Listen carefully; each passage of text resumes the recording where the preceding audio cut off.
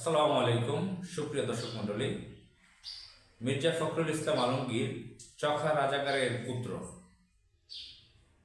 মির্জা ফখরুল আলমগীর তিনি খুব মানসিক সমস্যায় রয়েছেন বলে আমরা জানতে পারি।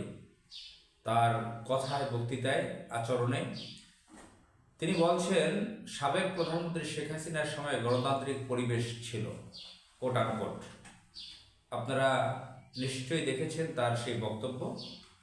তিনি সাংবাদিকদের কাছে এই কথা বলেছেন।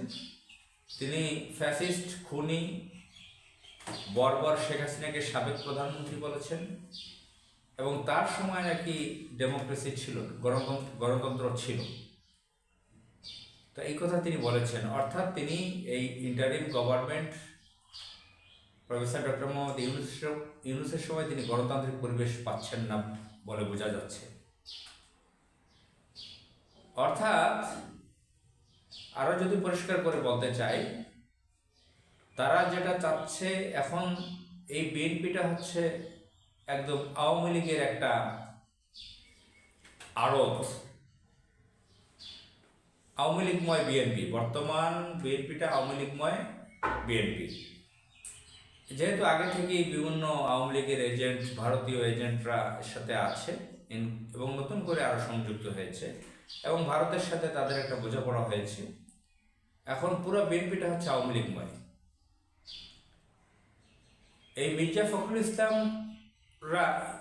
ইসলাম, আমির খসরু মাহমুদ চৌধুরীরা তারা হয়তো চেয়েছিল যে তারা সরাসরি মাস্তানি, সন্ত্রাসী, ডাকাতি করে দখল করে ক্ষমতায় যাবে। ডক্টর মোহাম্মদ ইউনূস সেখানে কিছু কাজ করতেছে, বিএনপিকে সেই ধরনের স্পেস তো কম দেয় নাই। বুলেট প্রুফ গাড়ি নিয়ে ঘুরে বেড়াচ্ছে তাদের নেতা, আর অনেক কিছুই মাস্তানি সন্ত্রাসী করতেছে। একদম যে বাধাহীনভাবে করা, আওয়ামী লীগ যেটা করতো, দখল করে ফেলতো, এখন চিন্তা করছে যে আওয়ামী লীগ তো আমরাই বিএনপির নামে চলতেছি, আওয়ামী লীগ তো নাই কাগজে কলমে, আমরাই সব, জামাত কিসের আবার, তো আমরাই ক্ষমতা দখল করবো, ভোটটা আবার কিসের। তো এই জন্য তিনি শেখ হাসিনার আমলের গণতন্ত্র ছিল বলে বলছেন। এমনি তো এই মির্জা ফখরুল ইসলাম আপনারা জানেন 2018 সালে কোন প্রতারণা করেছিল, ডক্টর কামালকে সাথে নিয়ে কোন ধরনের প্রতারণা করেছিল। 18 সালে শেখ হাসিনাকে ক্ষমতায় বসিয়ে দেওয়ার জন্য প্ল্যান ছিল মির্জা ফখরুলদের। মির্জা ফখরুল এমনিতেও তো ইসলাম বিরোধী একজন ব্যক্তি, চরম ইসলাম বিদ্বেষী,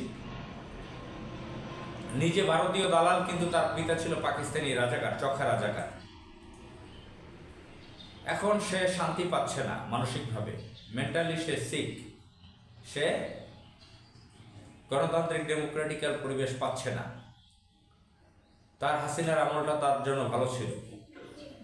তো তারা 12 ফেব্রুয়ারি 26-এ জাতীয় নির্বাচনে যদি পরাজিত হয়, কি বলে তার ঠিক নেই। কোন ভারতের ইশারায়, যেহেতু তাদের এজেন্ট হয়ে কাজ করে, ভারতের নির্দেশে, সাজেশন নিয়ে তারা কোন ধরনের কথাবার্তা বলে সেটাও আমরা জানি না। নতুন নতুন হয়তো কথা সৃষ্টি করবে, পাকিস্তানি কথা আরো 12 বার বেশি বলার চেষ্টা করবে, জামাতকে নিয়ে নানান ধরনের কথা বলবে, ইউনূসকে নিয়ে নানান কথা বলবে যদি তারা পরাজিত হয়।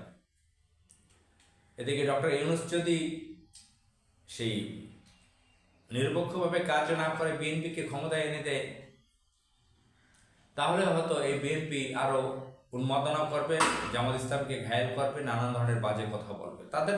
তারা থেমে থাকবে না। এখন যেহেতু এনসিপি, এই যে তরুণদের রাজনৈতিক দল, এটা জামাত ইসলামের সাথে জোটে জয়েন হয়েছে, আর অন্যান্য 10টা দল আছে। তো এগুলো সব যখন জয়ী হবে,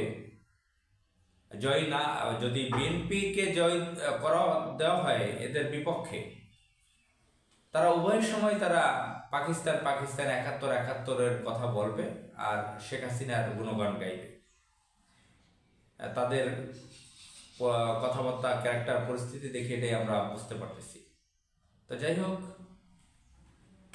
আমরা এই ভণ্ডামি, এই হিপোক্রেটদের বাংলাদেশে দেখতে চাই না।